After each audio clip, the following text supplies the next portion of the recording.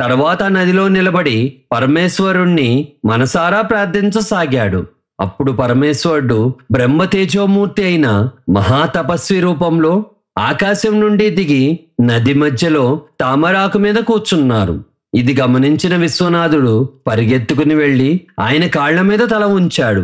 అప్పుడు స్వామి తన కుడి చేతిని విశ్వనాథుడి తల మీద ఉంచి శీఘ్రమేవ సంపూర్ణ సంకల్ప సిద్ధిరస్తు అని ఆశీర్వదించి, నీవు కైలాసనాథుడు అయిన శివుడివే, మానవుడివి కావు.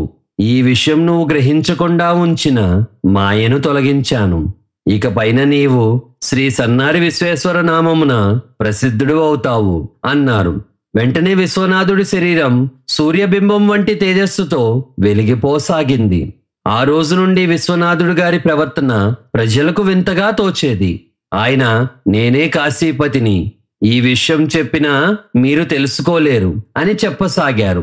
ఆయన తాకిన రాయి శివలింగంగా మారేది.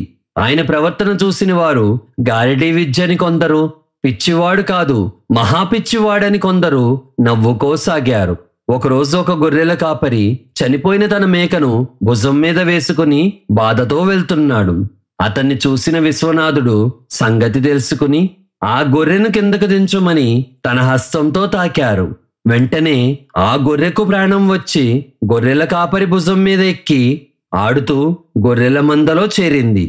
ఈ సంఘటనతో ఆశ్చర్య ఆనందాలకు గురైన గొర్రెల కాపరి విశ్వనాథుణ్ణి భుజం మీద ఎక్కించుకుని ఊరంతా ఊరేగించాడు. ఈ లీల గురించి వినిన కొందరు ఇతను సాక్షాత్ కాశీ విశ్వనాథుడే అన్నారు. మరికొందరు విమర్శించసాగారు.